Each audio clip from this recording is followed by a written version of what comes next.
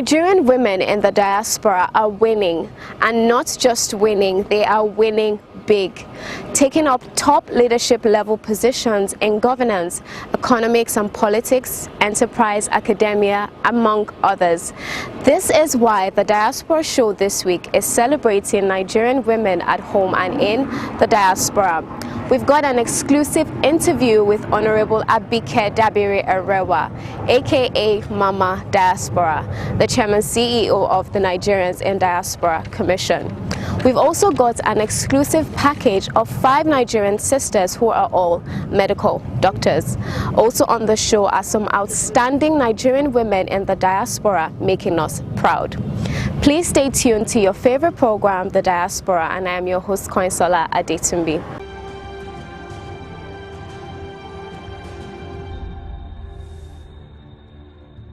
The International Women's Day 2021 had as theme Women in Leadership, Achieving Equal Future in a COVID-19 World. Listen to Honorable Abike Dabiri Erewa, Chairman CEO of NIDCOM, as she speaks to the issue.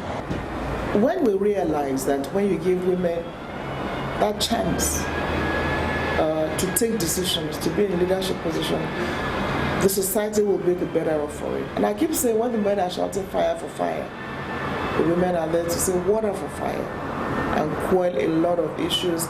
You know, a lot of women are fair but firm. So, and in terms of, you know, women in leadership, I keep telling women that nobody's going to step aside for you. Take people that are already in leadership positions and maybe elected or whatever. They're not just going to say, okay, women, come and take. You have to actually go for it.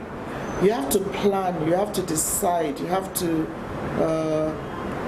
be clear in what you want to do. Number one is to even, a lot of women will say, oh, they want this and that, but are you even walking towards that, moving towards that? In politics, for instance, you need to start from the grassroots. You need to work with the people, mobilize, let them get to know you, and then have the confidence of the people. Like I went to my ward, I used to go, and for about 5 months, I was attending ward meetings before I even took a decision that I'll contest elections. You know, so we work 3 times harder, and we just have to. So, and then when you say women in leadership, how many women are you lifting up as a woman in any position? So if we say we want more women, it's fine. But how many women are we the women lifting up? So it's important to also consider that and stop paying lip service to if you educate a woman, you educate a woman. Just do something for the next woman who is not as who doesn't have the advantage that you have. And then political parties, it's very important for political parties to take the right decisions about women. And here's the thing, there are a lot of qualified, competent, absolutely competent women, but are they coming out? So if I say vote for me, I'm not saying vote for me because I'm a woman, I'm saying vote for me because I do the job. But if you're going to compare 2 people, you're going to look at what they can do than the gender. Yeah. So it's important to encourage women, professional women, women that know they have the capacity, and we all know they have the capacity to get involved in the political system of Nigeria. I'm not saying everybody should contest elections, but you need to participate, get involved from wherever you stay, your area. Everybody has a word, so that your voices can be heard and you can be agents of change. If every political office holder knows that 1 vote can get you out of office, then you're not taking anybody for granted. So for women in leadership, I think it's getting tougher, and it's going to get tougher. So that means there's a lot more work for us to do as women, and political parties have a major role to play. They should stop paying lip service to, oh, women, and then just they take form, free form. You know, but also on the part of women, qualified, competent, women who have succeeded in various professions should come out. And I knew it was easy for me to get a political appointment. But having gone for a leadership program in Harvard University, it threw a challenge at me about leadership. And I just got up one of these days and went to my constituency and started asking questions. You know, This is my family residence. Where's my ward? And they showed me my ward, and I started attending ward meetings. That's how I started. Before I now went to the leader of the party, Asiwaju Bola Ahmed Tinubu, and said, I want to contest elections. I took that decision on my own after consulting with family and friends on the next step to take. I didn't sit in my home saying, oh, maybe somebody will just call me and say, well, dare to venture, yes, dare to succeed. So we must have the courage. And so even if you lose, you are not a failure. You only lost once. You'll try again. And then you have to put in the hard work and then be realistic with your goals. Don't just wake up tomorrow and say, you've never had anything, but you want to take the #1 slot or something. Be realistic with your goals. And there are many places you can focus on: local government, state assemblies, councillors, So it's a two-way thing. The women themselves must come out, and I'm talking of really qualified and competent women. Right. There's no reason why the local government should not be the strongest arm of government when we do the right things in terms of the kind of structure we practice as a nation. And I believe that structure has to be adjusted for government to be effective in Nigeria. Many thanks, Mama Diaspora, for your leadership. Gender inequality, violence against women, lack of decision-making in public life, and women empowerment are some of the issues on the front burner. Please take a listen. Women, as you have stated, have been functioning effectively across all sectors. We are the bedrock. We are the bedrock of the family. Women take on a lot of challenges, from looking after the home, ensuring stability for the children, supporting their husbands, but also being providers, also supporting the economy of the home as well as the country. As a diasporan, a Nigerian in diaspora, and a woman in particular, are you thinking home? Absolutely, and that's why I've put a lot of investment in Mobi Health, trying to give back to the continent. I schooled in Nigeria, and then I left over 15 years ago to practice in the UK and to further my postgraduate training. But it's always been my desire to be able to give back to the country, to the continent, and that was why I founded Mobi Health, because I saw the opportunity that technology presents for us to change this poor narrative. So leaving for UK was necessary for me at the time, because I needed the environment to gain the skills that I needed to bring back home, and that was why I left. And I've been able to acquire these skills, and knowing the difference between what obtains in developed countries and the need and the gap here, I'm able to leverage my knowledge and skills to provide a solution that speaks to the African narrative, because you can't just cut and paste the Western solution and bring it back home, but you can. The knowledge of both sides gives you the ability to develop a solution, an innovative solution that can speak to the narrative here. So Mobi Health essentially harnesses the diaspora medical community, doctors, nurses, other healthcare professionals, and bringing them back to the continent through technology to provide care and support what is going on back home, the medical community back home. So through our portal, anybody in Nigeria can now access a doctor conveniently from home. You go on your mobile app and you can speak to a doctor in Nigeria. You can speak to a doctor in the UK, in the US, in UAE. You can get your medication delivered to you at home, genuine medication. And we also provide training, because it's all about local capacity building as well. So through our platform, we're able to train doctors, train nurses, train community health workers, do task shifting, and being able to support that deficit that we have. Because you see, Nigeria has a massive deficit of doctors and healthcare workers. We have a mass exodus out of the continent, and we're losing billions of dollars every year training doctors and nurses and healthcare professionals who eventually leave for the West. How do we reverse this trend? Of course, the factors that need to be in place to be able to keep these professionals here will take decades to be able to achieve. But what we can achieve right now is the fact that Nigeria is one of the fastest growing in mobile technology adoption. We have over 173 million mobile subscribers, and Nigerians spend over $600 million every month on airtime and data, over $8.8 billion every year on airtime and data. Yet we have less than 5% of people on with access to the health insurance scheme. So how do we leverage this technology to improve access to healthcare? Because your health is your wealth. If you're looking at your bottom line, if you're not healthy, a farmer who is not healthy cannot produce. If you're not healthy, you won't come to the office. So we need to be able to know that investment in healthcare is an investment. It's not just something that it's not something that is, well, we know it's the government's responsibility, but we all have a part to play in it. How do we harness all these resources together to attain that?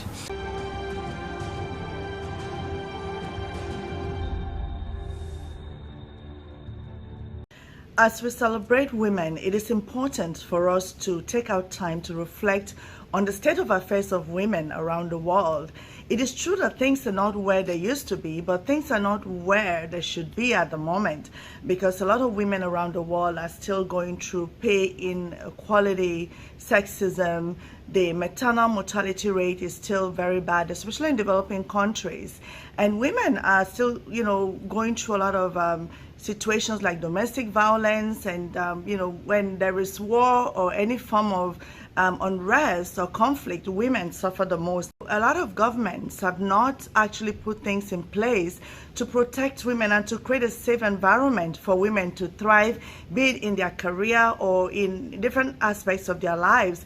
And in some countries, even in Africa, there are no known serious punishment for people that abuse women, that are violent against women. And I think this is something that needs to be done.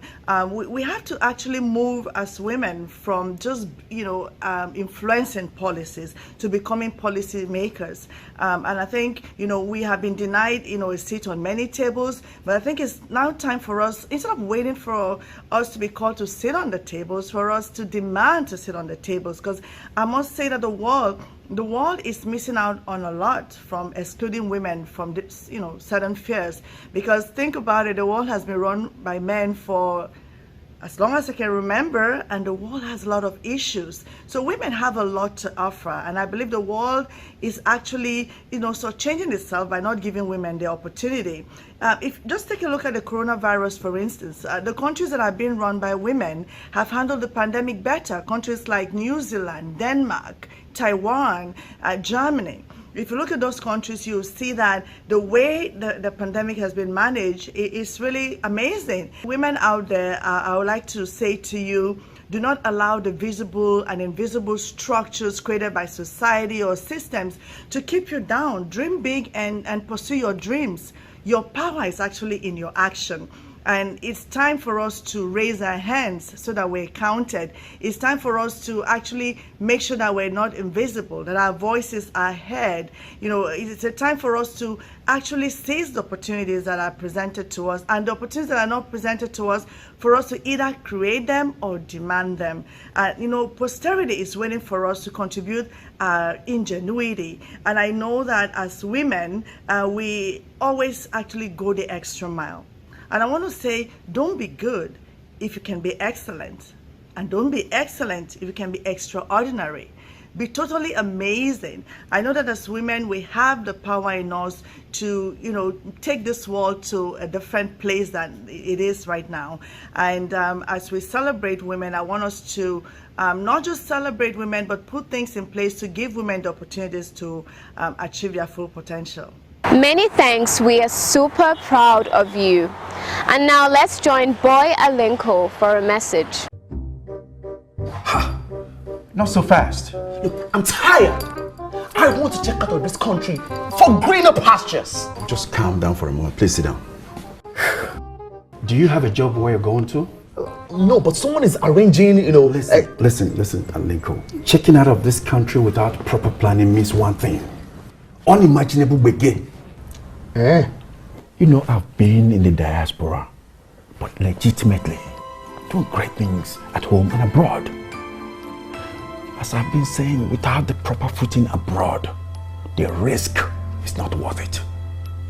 Listen, Alinko, it's better to be home than be trapped abroad, or even end up in prison.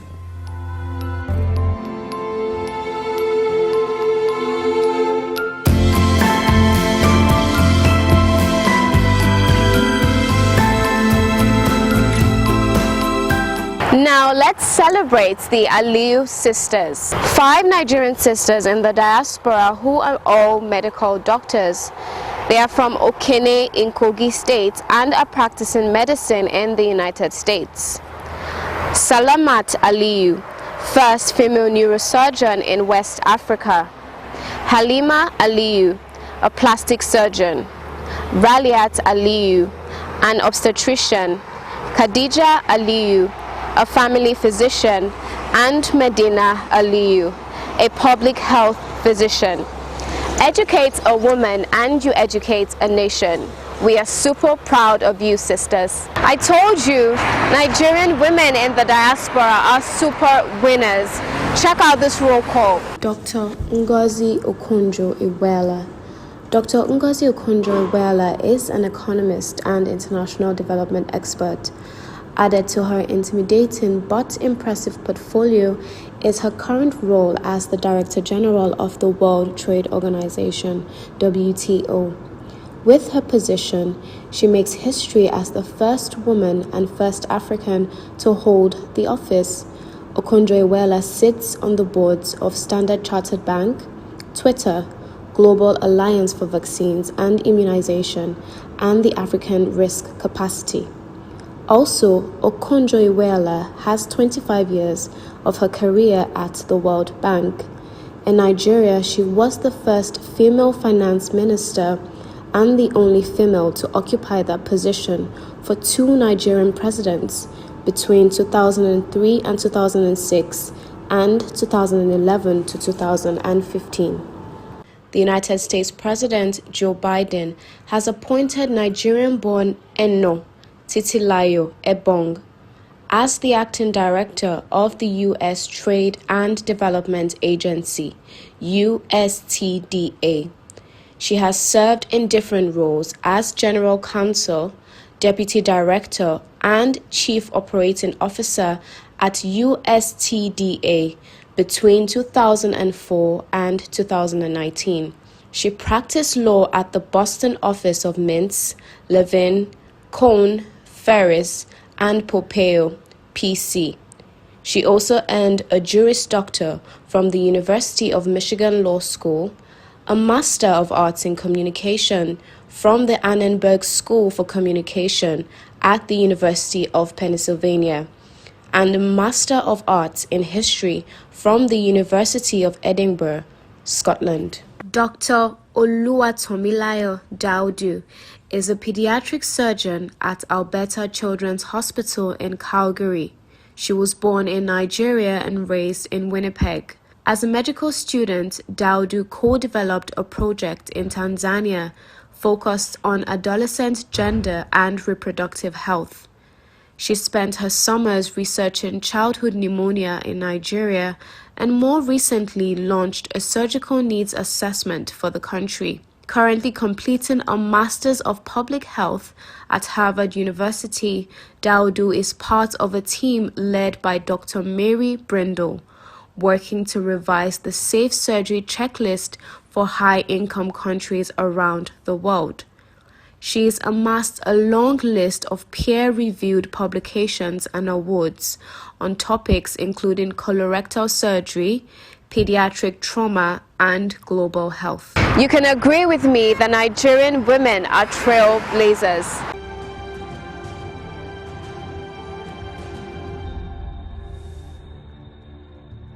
We're going to talk about some more words that have to do with suicide.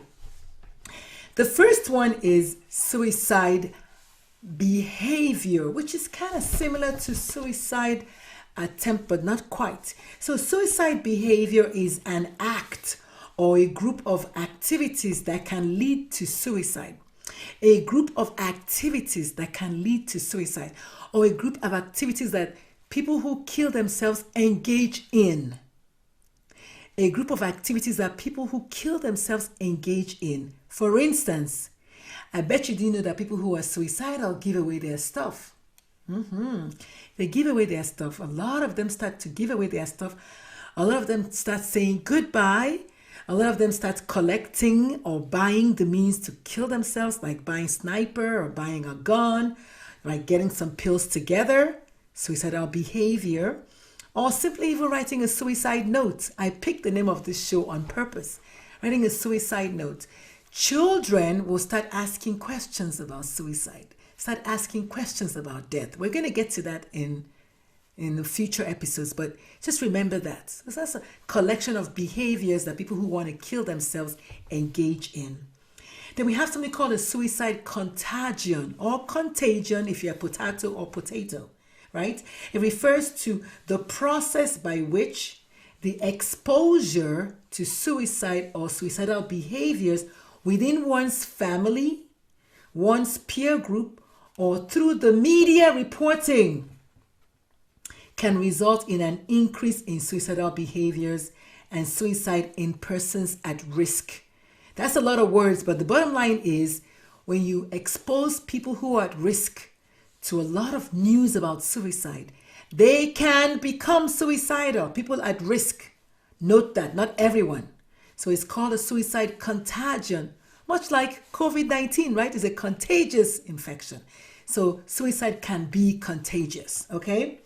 Then there's a suicide cluster, and a suicide contagion tends to lead to a suicide cluster.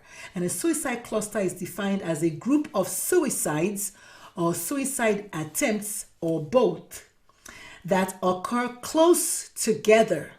They occur closer together in time and geographic location than would normally be expected based on the statistical prediction or community expectation. Bottom line is, when you have a higher number of suicides in a particular location, more than is predicted for that location, like what? Is there like a prediction? There should be none, right? But when you get too many of those, it's called a suicide cluster. So suicide contagions or contagious tend to lead to suicide clusters.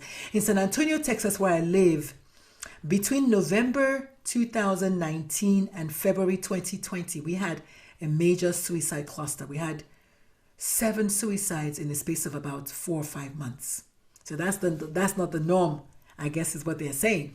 So that's all I have for today. So remember, we talked about suicide ideation, which is thoughts about suicide last week, suicide behavior, suicide contagion, and suicide cluster. My name is Dr. Lulu, aka the Malnutrition. I'll see you next week. Bye. Thank you for staying all through the program. We hope it's been worth your while. And in case you have anything to share with us, please do not hesitate to do so, as we expect feedback on our show.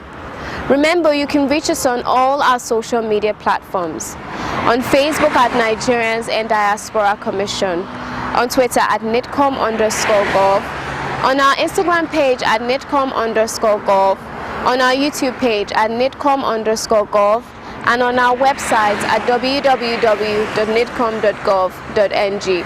You can also join us on DSTV at NTA Network on Friday at 10:30 a.m., on NTA International on Tuesday at 6 a.m. and 10:05 p.m., on NTA News 24 on Friday at 2:30 p.m. and on Sunday at 10:30 a.m. You can also join us on WAP TV on Thursdays at 9 a.m. and on WTV on Wednesdays and Sundays at 8 a.m. You can also join us on Ben TV London at 4:30 p.m. on Saturday. I remain your host, Koinsola Adetumbi. See you next time.